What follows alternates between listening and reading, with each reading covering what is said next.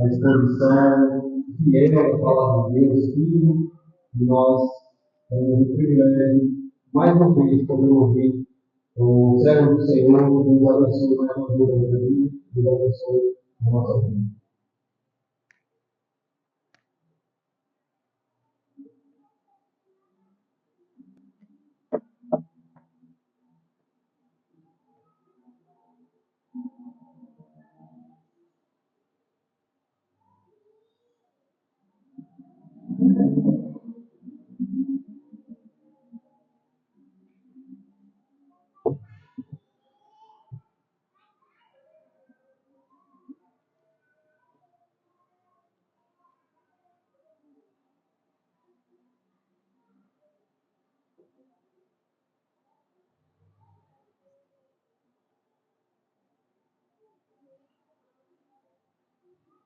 Boa noite, meus irmãos.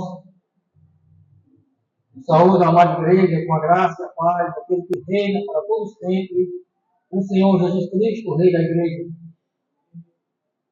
Nós vamos abrir a palavra de Deus em Ezequiel.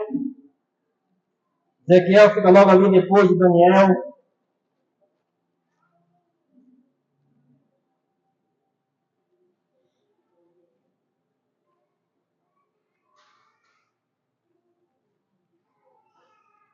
Ezequiel, capítulo 37.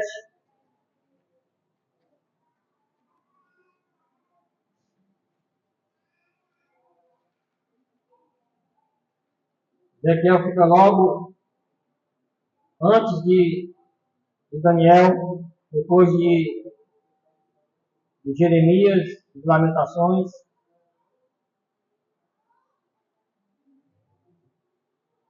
Nós interrompemos a série em Êxodo, porque no último sermão, e a gente já ia entrar nas pragas. Cada praga seria um sermão. Nós achamos melhor interromper. Vamos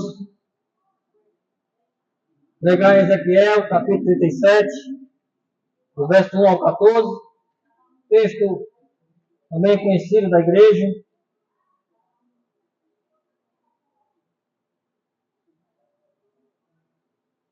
Mesmo assentados, mas com bastante atenção, reverência, escutem o que vai ser lido mais uma vez nessa noite.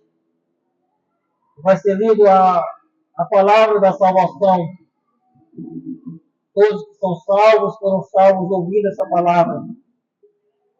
Mas ela também é a palavra da condenação. Que muitos serão condenados por ouvir essa palavra e não crer nela, por terem os seus corações endurecidos. Então rogo ao Senhor Deus que lhe dê ouvidos para ouvir o que o Espírito lhe diz nessa noite. A palavra de Deus, irmão, de forma inerrante e autoritativa, ela nos diz assim: veio sobre mim a mão do Senhor, e Ele me levou pelo Espírito do Senhor, e me deixou no meio de um vale que estava cheio de ossos. E me fez andar ao redor deles, e eram muito numerosos, na superfície do vale, e estavam sequíssimos. Então me perguntou: filho do homem, acaso poderão reviver estes ossos? Respondi: Senhor Deus, tu sabes. Disse-me ele: profetiza a estes ossos e dize-lhes: ossos secos, ouvi a palavra do Senhor. Assim diz o Senhor Deus a estes ossos: eis que farei entrar o Espírito em vós e vivereis. Porei tendões sobre vós, farei crescer carne sobre vós estenderei pele, e porei em vós o Espírito, e vivereis. E sabereis que eu sou o Senhor. Então profetizei segundo me for ordenado. Enquanto eu profetizava, houve um ruído, um barulho de ossos que batiam contra ossos e se ajuntavam, cada osso a seu osso. Olhei, e eis que havia tendões sobre eles, e cresceram as carnes. E sobre eles cresceram as carnes, e se estendeu a pele sobre eles. Mas não havia neles o Espírito. Então ele me disse: profetiza ao Espírito, profetiza ao Filho do Homem. E diz-lhe: assim diz o Senhor Deus: Vem dos quatro ventos, ó Espírito, e assopra sobre estes mortos, para que vivam. Profetizei como ele me ordenara, e o Espírito entrou neles, e viveram, e se puseram em pé, um exército sobremodo numeroso. Então ele disse, filho do homem, estes ossos são toda a casa de Israel. Eis que dizem, os nossos ossos se secaram, e pereceu a nossa esperança, estamos de todos terminados. Portanto, profetiza e diz-lhes, assim diz o Senhor Deus, eis que abrirei a vossa sepultura, e vos farei sair dela, ó povo meu, e vos trarei a terra de Israel. Sabereis que eu sou o Senhor, quando eu abrir a vossa sepultura, e vos fizer sair dela, ó povo meu. Porém em vós o meu espírito, vivereis, e vos estabelecerei na vossa própria terra. Então sabereis que eu sou o Senhor. Disse isto, e o fez, diz o Senhor. Amém. Vamos orar. Senhor Deus e Pai, mais uma vez, Senhor, estamos diante da Tua poderosa palavra. A palavra do Senhor, essa palavra que nós já vimos quando pregamos em Gênesis, e com ela o Senhor criou os céus, a terra e tudo que nela existe. E com essa palavra, Pai, o Senhor tem ressuscitado mortos. Ressuscita mortos nessa noite, ó Deus. Levanta os ossos secos através da Tua palavra. Usa, Santo Deus, a minha instrumentalidade para que a Tua palavra seja proferida nessa noite. Que a palavra do Senhor chegue aos ouvidos e eles não sejam ouvidos moucos. Que o Senhor Deus abra o entendimento da Tua igreja, Pai, para que possa enxergar o que diz o Teu Espírito. Para que possa enxergar, Senhor Deus, o Evangelho nesse texto da Antiga Aliança, o Evangelho de Ezequiel. Que o Senhor Deus possa, nessa noite, ó Deus, desfazer toda a impiedade que possa haver no nosso meio, toda a incredulidade, Santo Deus. Que possa ser uma noite de salvação, de arrependimento, e de todos, para que todos nós, ó Deus, possamos nos voltar para Ti. Que o Senhor nos ajude, que o Senhor Deus nos dê a Tua graça. E assim, Pai, o Senhor abençoe com o entendimento da Tua palavra aos homens, às mulheres, aos jovens, às crianças e aos adolescentes. E pelas nossas crianças, ó Deus, eu peço de maneira especial, porque elas têm uma inquietação natural que é delas mesmas, mas que nós cremos, ó Deus, que a Tua palavra pode alcançá-las, como alcançou qualquer um aqui.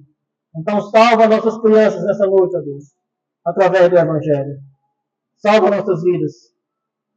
E assim nós oramos ao Senhor, pedindo que o Senhor abençoe tanto a esse que fala, como a todos que escutam. É no nome de Jesus, Pai, que nós oramos. Amém.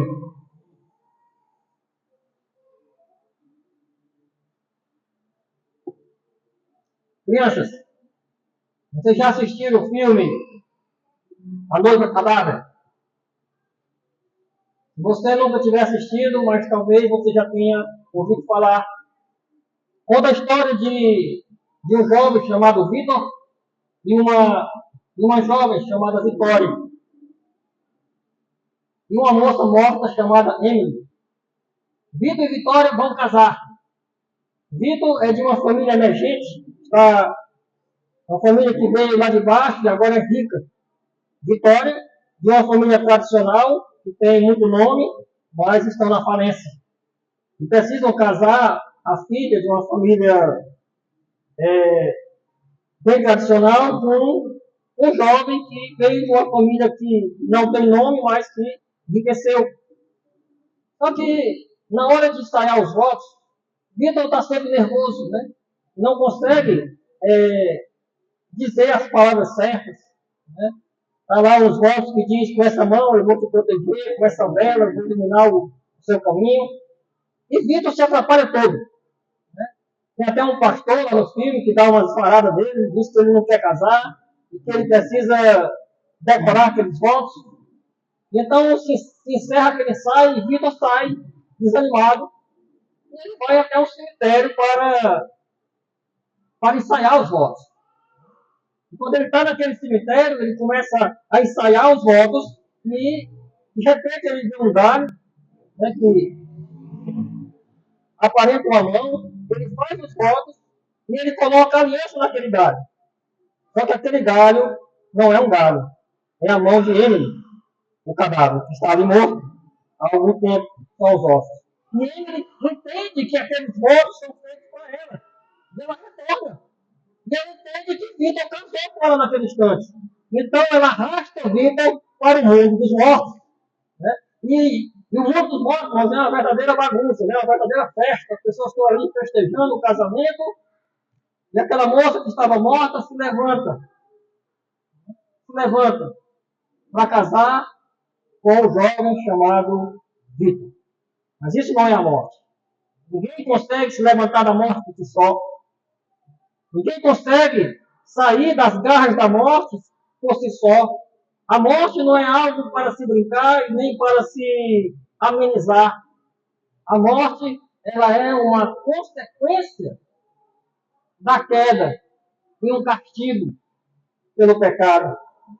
Para nós que somos crentes, ela será uma consequência apenas. Se Cristo não voltar, todos nós morreremos. Mas o grande ponto é que, mesmo morrendo, nós continuamos vivendo por causa de Cristo. Porque Ele já nos ressuscitou pelo seu poder. E esse texto, irmãos, ele vai nos mostrar exatamente isso. A dureza da morte nesse vale de ossos e que apenas o poder da palavra de Deus pode trazer alguém da morte para a vida. E não há outra esperança para ninguém, a não ser a palavra de Deus sendo aplicada pelo Espírito do Senhor aos corações daqueles que estavam perdidamente mortificados pelo pecado. E a verdade que vai nos saltar aos olhos, irmão, desse texto, de Ezequiel, capítulo de número 37, do verso 1 ao 14, é que somente a pregação da palavra de Deus, aplicada pelo Espírito Santo, pode arrancar o homem da morte espiritual. Somente o poder da palavra de Deus, aplicada pelo Espírito Santo, pode arrancar o homem da morte espiritual. Nós veremos esse texto, irmãos, em 2 pontos, do verso 1 até o verso número 10. Nós veremos a ação da palavra de Deus, o poder da palavra de Deus. E a partir do verso 11, nós veremos o efeito dessa palavra. Nós veremos o poder da palavra de Deus e nós veremos o efeito dessa palavra na vida daqueles que foram mortos pelo pecado. Porque o pecado matou o homem, irmãos. O pecado deixou o homem morto nos seus delitos e nos seus pecados, como nós temos lá em Efésios, capítulo 2, verso 1. Estávamos mortos e Ele nos deu vida. Mortos mesmo. Muitas vezes nós nos preocupamos com a morte física, né, que é o caso lá da Emily, que estava morta fisicamente, que também ela se levanta e se casa com o Vitor. Mas a pior morte não é a morte física, é a morte espiritual. E só a palavra de Deus pode arrancar alguém dessa morte para a vida. Irmãos, Ezequiel é um profeta, e muitas vezes, quando nós lemos os profetas, nós temos dificuldade em compreender as suas profecias. E, em particular, esse texto ele é muito mal interpretado e muito mal pregado, porque exatamente as pessoas não conseguem entender a mensagem que o profeta está passando. Às vezes a pessoa diz, pastor, eu não gosto muito de ler as profecias porque eu não entendo muito bem. Né? Mas um ponto, irmãos, que nós precisamos compreender é que, para nós chegarmos ao entendimento de qual é a mensagem de um profeta, nós devemos pegar o profeta e colocar no contexto dele. Porque a confusão se dá quando você tira o profeta do seu contexto e começa a trazer o profeta para os nossos dias. As aplicações são para os nossos dias. Mas o contexto do profeta era outro. Primeiro nós temos que compreender em que contexto o profeta Ezequiel está profetizando. Ele é um profeta do exílio. Ele não é como Jeremias, que era um profeta do pré-exílio. É por isso que a sua profecia ela é diferente da de Jeremias. Não é que ela seja melhor do que a de Jeremias ou pior, mas o contexto é diferente. Jeremias ele profetiza antes do exílio. O povo estava no pecado. Por isso que a profecia de Jeremias é uma profecia mais dura. Porque ele precisava tirar o povo daquela condição. Ele precisava dizer que se o povo não saísse daquele pecado, a destruição ia vir. Ele tinha visão de que aqueles caldeus viriam e iriam destruir tudo. E por isso a profecia de Jeremias era mais dura, porque o povo precisava ser retirado do pecado. É isso que torna o cativeiro babilônico tão duro. É porque ele poderia ter sido evitado. O cativeiro babilônico ele se torna tão terrível porque ele foi avisado. O povo foi levado para o cativeiro depois de muitos anos de aviso. Só Jeremias pregou 40 anos e ninguém se converteu. Povo de coração duro, ouvidos mortos. Na pessoa você vai sair no carro, de repente você entra no carro, você não sabe, o carro ele não tem freio. Aí você se acidenta no carro. Mas você não sabia que o carro não tinha freio. Mas outra situação é você estar lá uma placa, esse carro não tem freio. Aí você treina e entra no carro e sai nele. Aí você se acidentou pela sua teimosia. O povo foi levado ao cativeiro por causa do seu coração duro. Mas mesmo assim, Deus é gracioso com uma mãe. Uma mãe que diz ao filho, menino, não corre com esse sapato desamarrado, porque tu vai cair. A mãe avisa. O menino não ouve, tem os ouvidos mortos. Sai correndo, pisa no cadastro, cai no chão, se arrebenta tudo. Mas a mãe, mesmo tendo avisado, vai lá mostrar a sua misericórdia. Assim é o Senhor. O Senhor avisa, o povo cai no pecado. E agora, irmãos, o povo, quando Jeremias está profetizando, ele está profetizando dentro do cativeiro. É por isso que a mensagem de Jeremias, ela traz mais esperança. Porque agora o povo está no castigo. O povo está na disciplina. O povo que não ouviu Isaías, Jeremias, Miqueias, agora está na disciplina. Então veja que a mensagem daqui para frente é uma mensagem de esperança. O sermão que se dá aqui do versículo do capítulo 34 até o 37 é uma mensagem preparando o povo para sair do cativeiro. O que Deus tinha profetizado pela boca de Jeremias, que 70 anos depois que eles fossem levados para a Babilônia, o Senhor cumpriria suas promessas redentivas, como Yahvé, o Deus do pacto, o Deus que nós adoramos nessa noite, que vai cumprir todas as promessas sobre você. Iria retirar aquele povo do cativeiro e os levaria para a terra que manda leite e mel novamente, para Jerusalém dos seus sonhos. É exatamente isso, irmãos, que esse texto retrata. Essa esperança que o profeta agora traz para o povo que está no cativeiro. Mas o cativeiro é uma sombra. O cativeiro ele é uma figura daquilo que é muitas vezes a nossa realidade. Nós muitas vezes estamos tão mortos. Talvez você tenha vindo aqui nessa noite. E você está tão morto quanto essas pessoas do vale de Ossos. É assim que Ezequiel começa a profetizar. E quando nós olhamos para a profecia dele, tendo colocado ele dentro desse contexto, nós começamos a compreender melhor o que Deus quer nos comunicar. No versículo 1, irmão, nos diz assim: veio sobre mim a mão do Senhor, e ele me levou pelo Espírito do Senhor e me deixou no vale, no meio de um vale que estava cheio de ossos, e me fez andar ao redor deles. Eram muito numerosos na superfície do vale e estavam sequíssimos. Crianças, imaginem aí a cena. O texto diz que veio sobre Ezequiel a mão do Senhor e levou Ezequiel para um local a qual o texto descreve como um vale de ossos. Um vale cheio de ossada. Imagine aí a cena, né?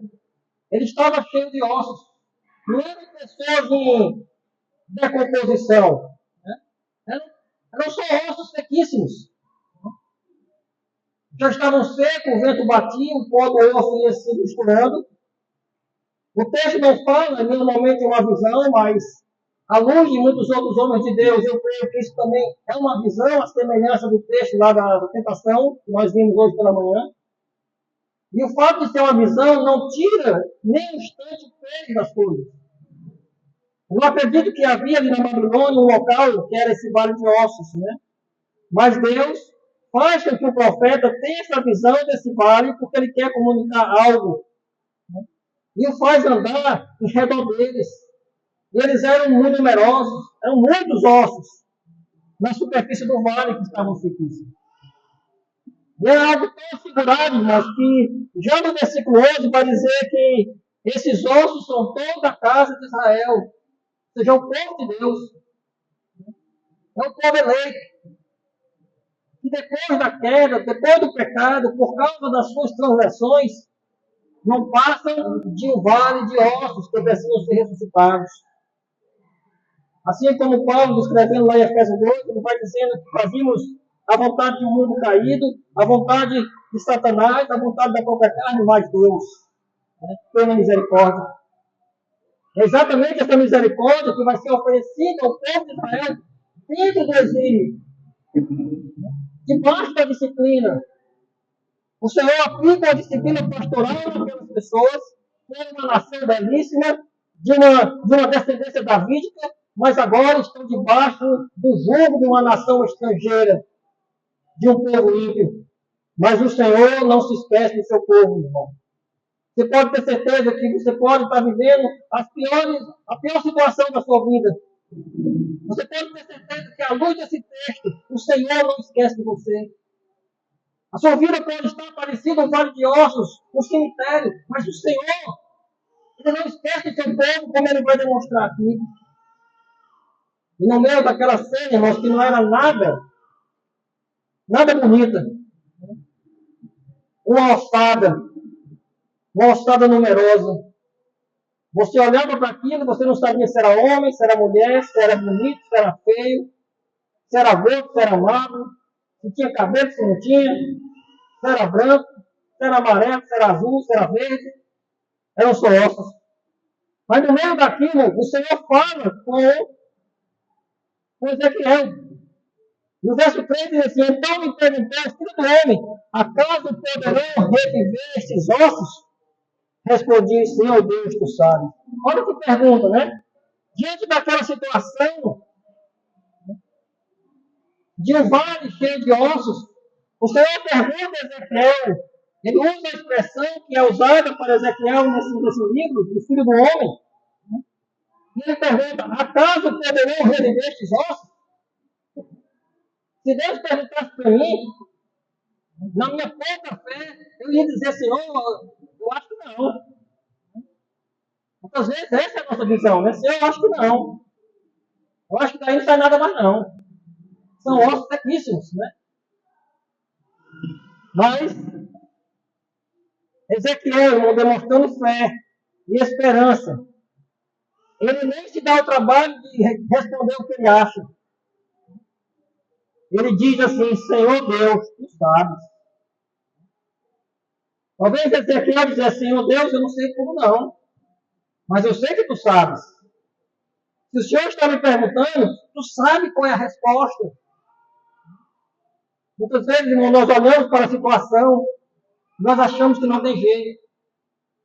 Olhamos para pessoas que estão envolvidas em seus pecados, em suas transgressões, e achamos que não tem jeito. Olhamos para pessoas e achamos que não tem jeito. Olhamos para nós mesmos. Né? Na síndrome de Gabriela, eu nasci assim, vou viver assim, vou morrer assim. Achamos que não tem jeito. Olhamos para os nossos parentes que são incrédulos e achamos que não tem jeito. Não, ali não quer nem saber do Evangelho. Essa é a pergunta do Senhor. Acaso poderão reviver estes ossos? Ossos, irmãos. Não é como Lázaro, não. Lázaro estava no estado de putrefação, mas ele só estava morto há 4 dias. Há 4 dias. Ainda havia carne em decomposição, mas havia. cabelo, né? Órgãos ali se decompondo, mas havia um corpo ali. E lá se levantou daquela sepultura. Aqui, se nós pegarmos o tempo daquele cativeiro, aqui se passaram 70 anos. Esses ossos já passaram, Senhor. Já passou o tempo deles.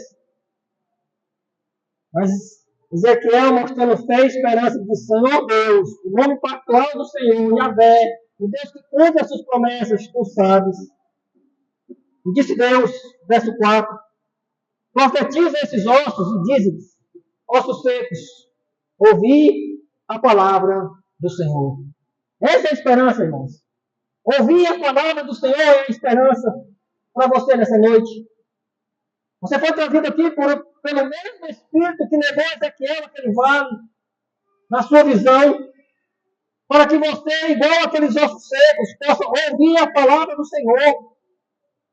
Essa é a esperança para todos aqueles que estão mortos nos seus delitos e nos seus pecados. Aqueles que estão engordados em seus pecados. Aqueles que estão sem esperança nenhuma, como esse povo estava. A esperança desse povo, irmãos, era ouvir a palavra do Senhor. Não tem outro jeito. Essa esperança é para aqueles que estão caídos. E a palavra de Deus, irmãos, ela é poderosa. Nós veremos isso hoje, nesse texto. É por isso que o que a igreja precisa é da pregação da palavra de Deus. É isso que a igreja precisa. Da pregação da palavra do Senhor, porque veja que o profeta, o que Deus manda ele fazer, profetiza esses ossos sequíssimos, que você olhava assim, você dizia, daqui não sai nada. E ele diz, olha, vai lá e profetiza para esses ossos, ouvi a palavra do Senhor, é um imperativo, esses ossos devem ouvir a palavra do Senhor. Irmãos, como Ezequiel é um homem de fé, porque ele vai fazer isso. Se chegasse domingo à tarde e você dissesse assim, pastor, o senhor vai pregar hoje à noite lá no cemitério. Aqueles mortos ouviram lá a palavra de Deus. Eu disse, rapaz, eu não vou não. Mas Ezequiel foi. Ezequiel foi. Ele foi porque aqueles ossos precisavam ouvir a voz do Senhor. E a palavra de Deus, irmão, deveria ser dita com fidelidade, mesmo diante de uma causa que parecia perdida.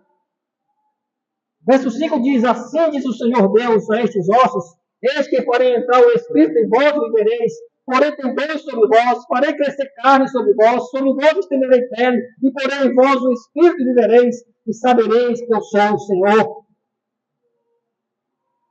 Isso é que a palavra de Deus deveria ter dito. Olha, a palavra vai tirar vocês dessa situação. Isso deveria ser dito ao povo que estava cativo na Babilônia como escravos. Apesar de que eles não percebiam. Porque eles passaram a viver bem lá na Babilônia. E eles não percebiam a disciplina, a maldição que estava sobre eles. Mas o Senhor agora estaria, através da sua palavra, os chamando de volta.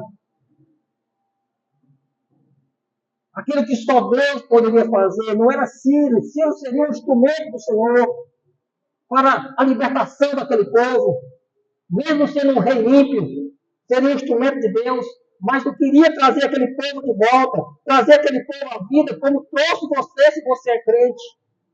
Porque um dia todos nós, irmãos, fomos um vale de ossos secos. Mas a palavra do Senhor foi pregada para aqueles ossos secos que nós éramos e nós revivemos. É por isso que só a palavra de Deus pode fazer isso. Não há outro método. Eu fico revirando no meu espírito quando me perguntam assim, tirando a palavra de Deus, o que tu vai fazer para a igreja crescer? A minha resposta é, eu não vou fazer nada. Porque o que eu posso fazer é para que mortos revivam. A não ser pregar a palavra desse Senhor aqui, desse Deus de Yahvé. Para que os mortos revivam. Para que eles possam ser arrancados da sua sepultura.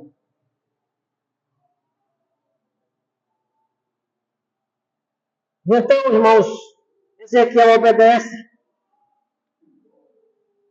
Ele que é sintético, ele vai repetir exatamente o que Deus diz. Então, profetizei.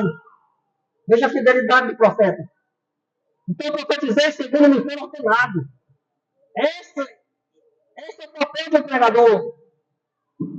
Falar aquilo que Deus diz na sua palavra. Mesmo que ele esteja diante de um vale de ossos secos, de pessoas que não dão ouvidos. Ele diz, verso 7, profetizei segundo me foi ordenado. Enquanto eu profetizava, houve um ruído, um barulho de ossos que batiam contra os ossos e se juntavam, cada osso a seu osso. Olhei e eis que havia tendões sobre eles, e cresceram as carnes, se estendeu a pele sobre eles, mas não havia neles o espírito.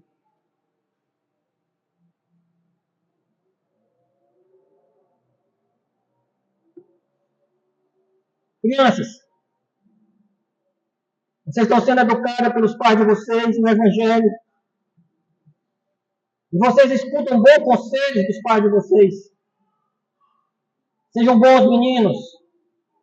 Respeitem os mais velhos. Façam suas tarefas. Venham para a igreja. Leiam a Bíblia. Não falem palavrão. Tudo isso é muito bom, crianças. Mas vocês têm que entender que isso não é suficiente para salvar vocês. Nada externo é suficiente para lhe salvar. Para que você vá para o céu. Mas muitas vezes, é essa mudança externa que a gente espera. Uma mudança externa. Porque veja bem, de repente eram ossos secos,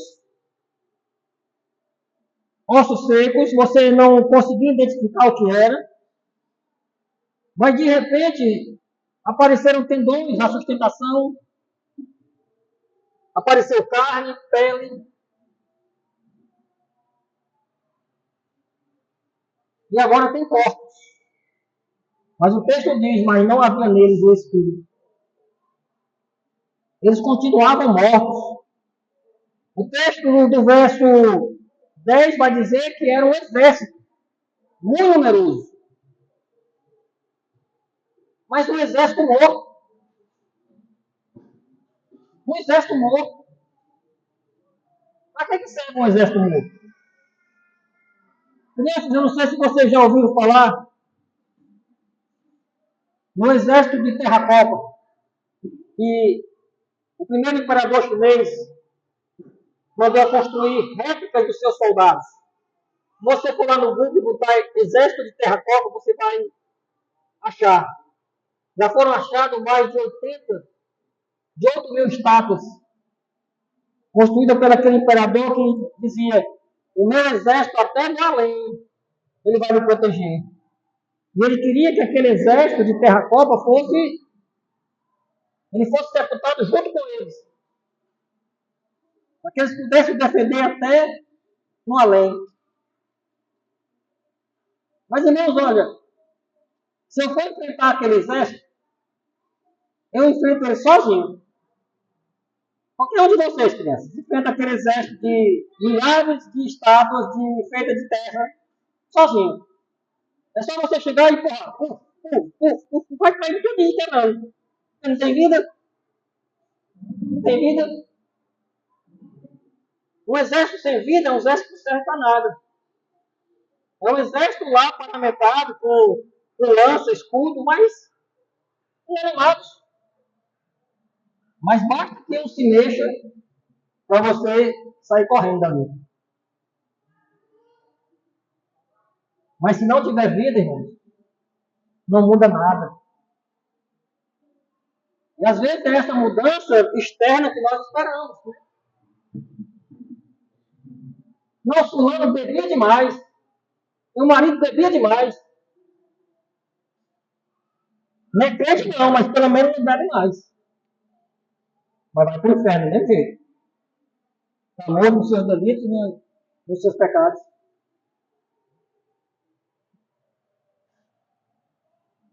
Mas meu marido ele me batia, mas não bate mais não. Beleza. Mas não é crente. Não adiantou nada. Melhorou. Mas para a salvação não adiantou nada, porque isso não salva, as obras não salvam. Nós vamos lá em Efésios capítulo 2. Não vem de vós.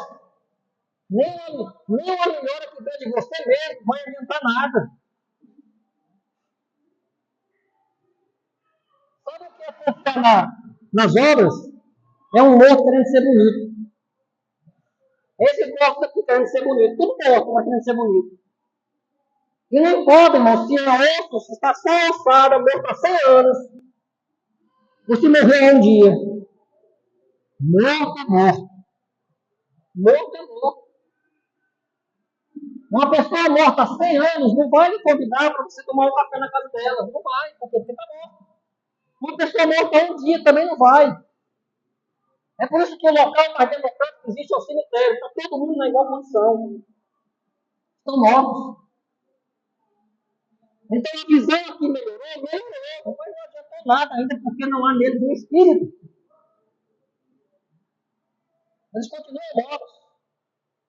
Talvez seja a sua condição nessa noite. Você está andando, você está falando, você está fazendo muitas coisas, mas você continua morto nos seus delitos e nos seus pecados, porque você não crê na palavra de Deus. O Espírito Santo do Senhor ainda não adentrou o seu coração e mudou o seu coração internamente. John Knox, o pai do presbiterianismo escocês, na confissão escocesa, ele vai retratar exatamente isso.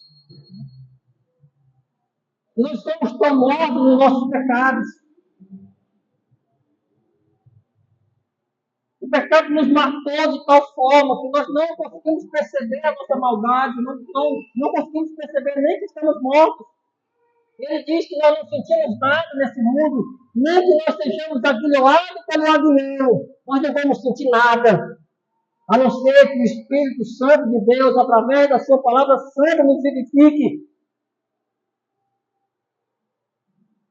E é isso que nós esperamos nessa noite, que o Espírito Santo de Deus, através da sua palavra, nos vivifique.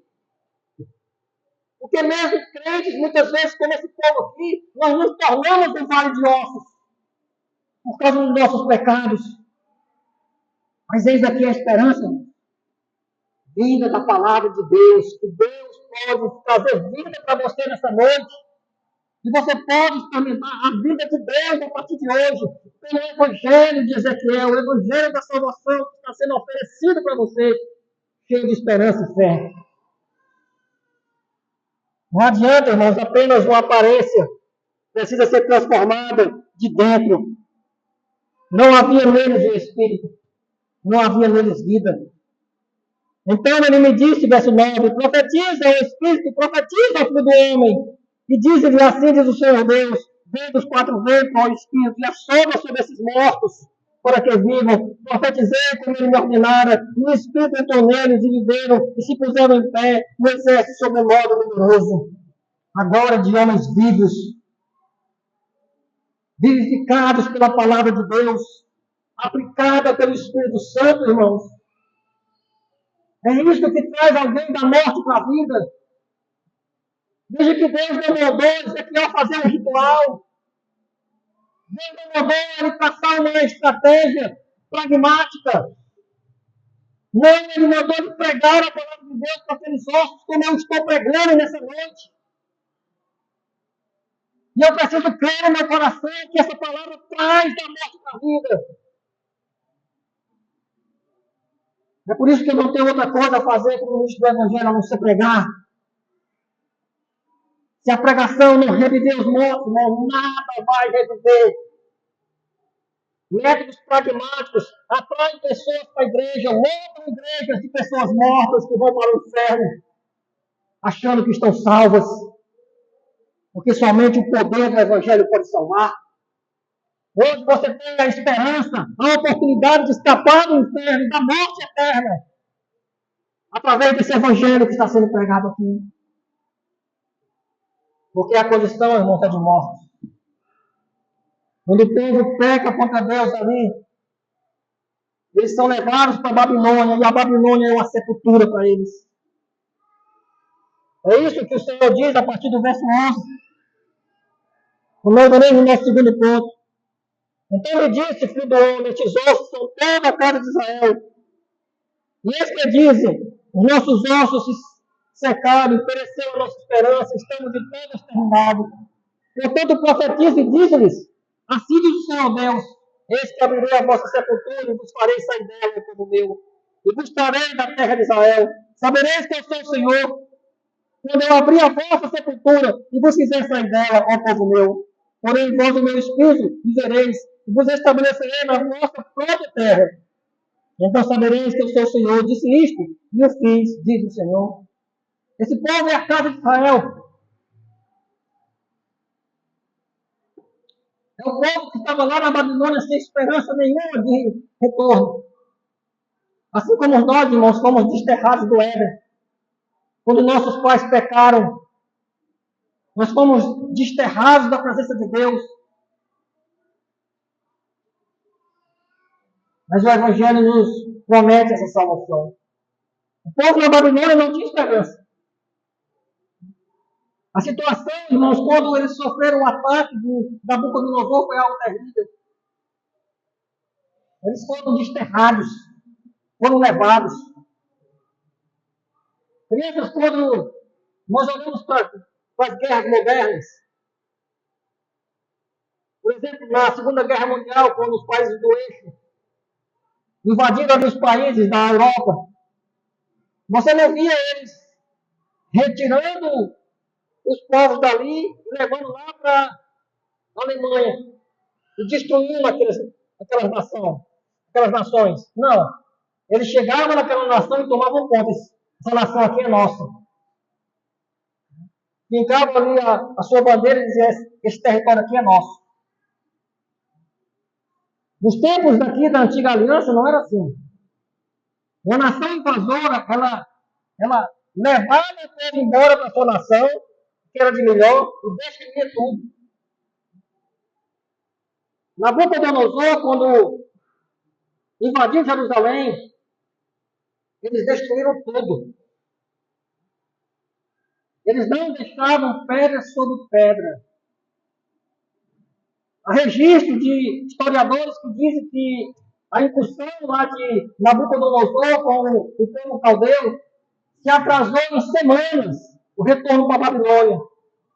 Para que eles deixassem aquela terra totalmente destruída, para que o judeu olhasse ali e dissesse, não há esperança mais. Não há esperança. Não há retorno. Jerusalém está destruída. Não, Jerusalém era a esperança do povo judeu.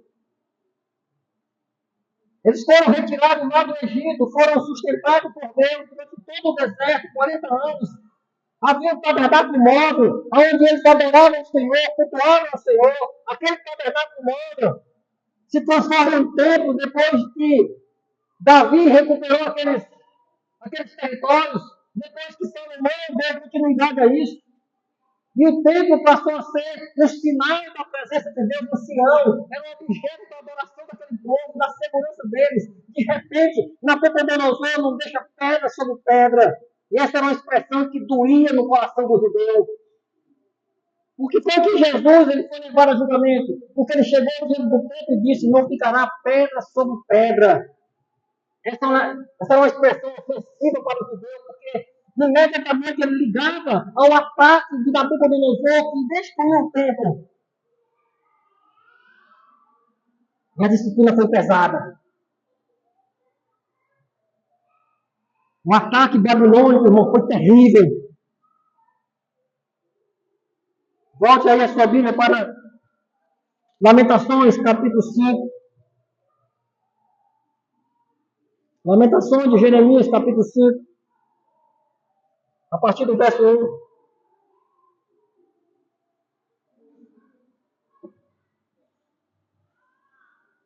O de Jeremias retrata todo o sofrimento daquele ataque.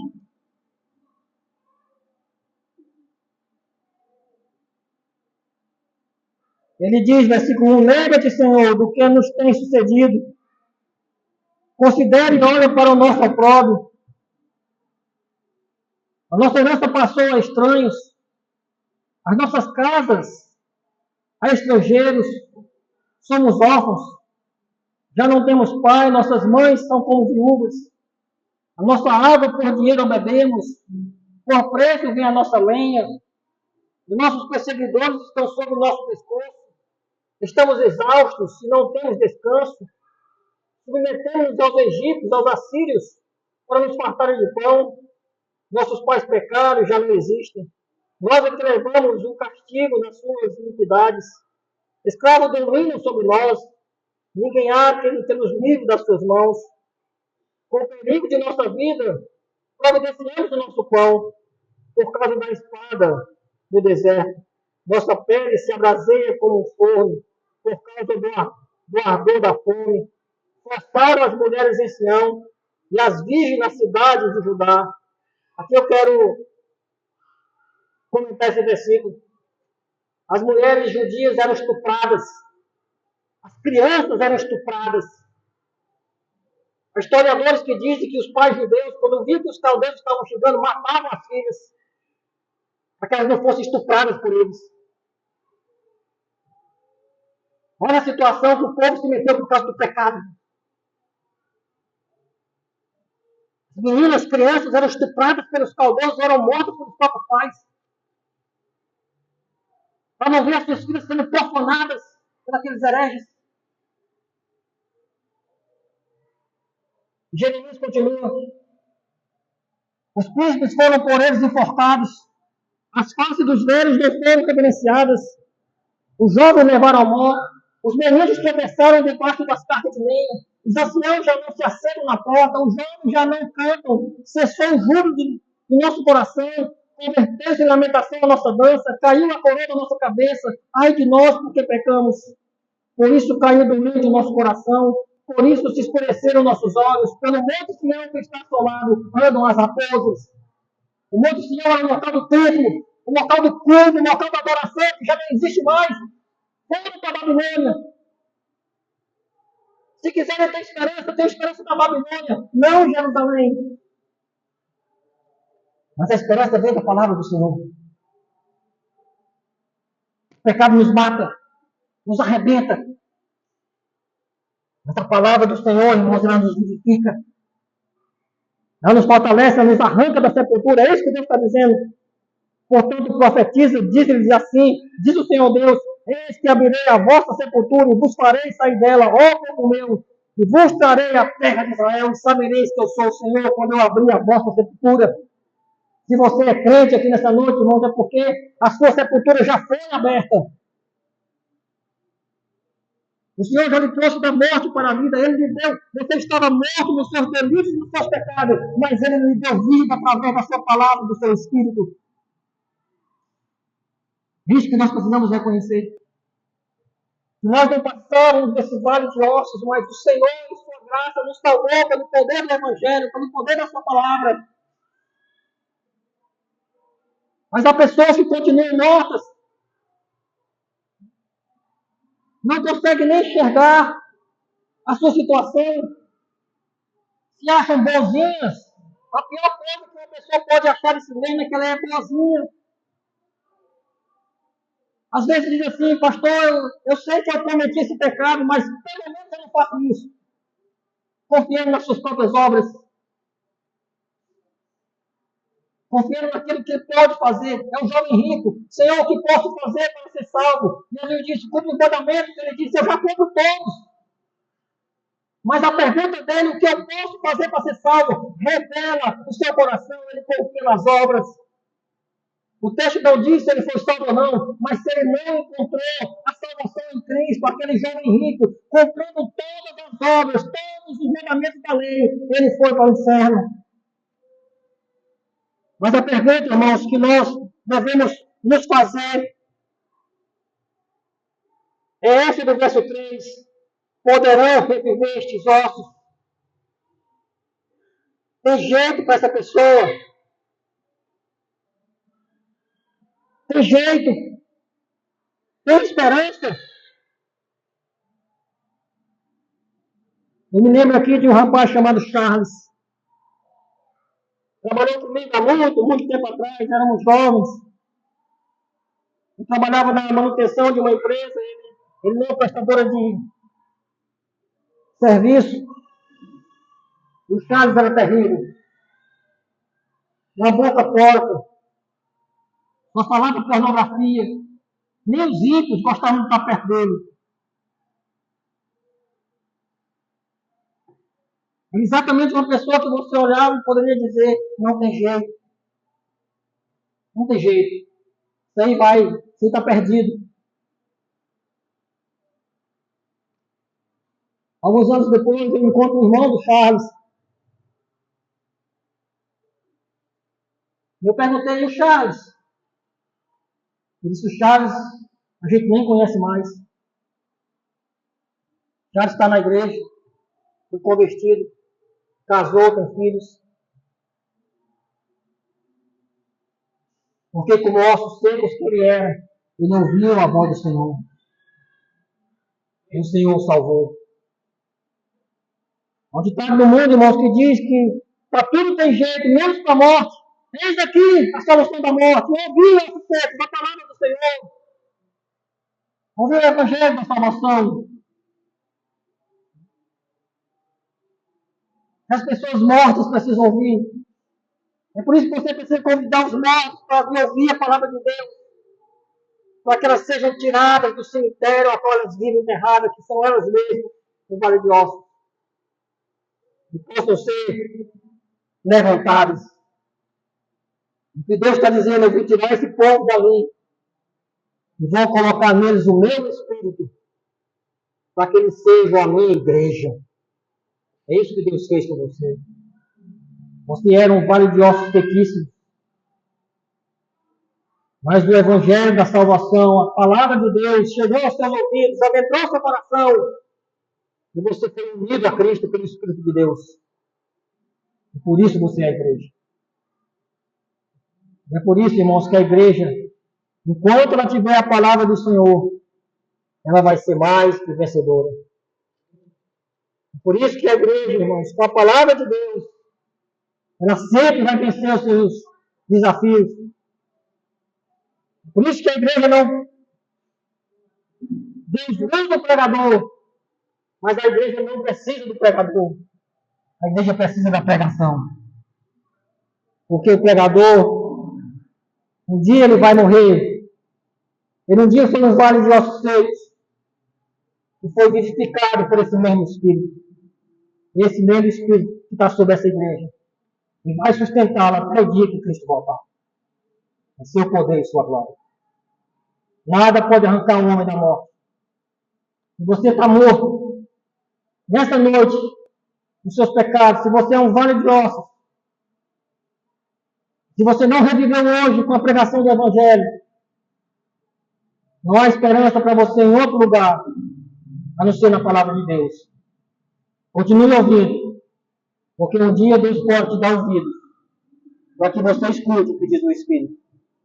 E a palavra de Deus diz assim: ouvi ossos secos, o que diz o meu Espírito, se levante da morte. Assim como o Senhor disse a palavra. Que Deus aplique essa palavra em nossos corações e nos enche de esperança até o dia da sua volta. Vamos orar.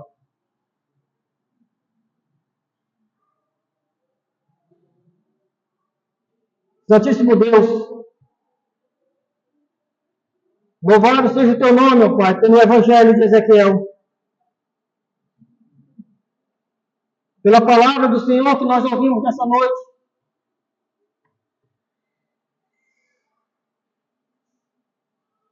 O Espírito que nos diz, ossos secos, ouçam o que diz o Senhor. E que o Senhor possa ter nos dado ouvidos para ouvir, Senhor. Que o Senhor Deus possa ter revivido os ossos secos. Que nós possamos sair daqui com a esperança que há jeito, sim. Há jeito para o marido descrente. Há jeito para a esposa descrente. Há jeito para os filhos descrentes, para os primos, os amigos. Assim como o Senhor nos reviveu, o Senhor pode revivê-los através da sua palavra. A esperança para o caído, Senhor, está cortado por uma árvore, arrancado, morreu a raiz, mas ao cheiro das águas da tua palavra, ela viverá e dará os seus frutos pelo poder do Evangelho. É de ressurreição espiritual que esse texto fala, Senhor. E que Ele tenha alcançado os corações nessa noite. E que Ele tenha transformado nossas vidas. É o que nós te pedimos, ó Deus. Que a Tua palavra tenha, Senhor, surtido efeito em todos os corações nessa noite. Daqueles de mais tenra idade até os mais experientes. É assim que nós oramos a Ti, ó Pai. Em nome de Jesus. Amém.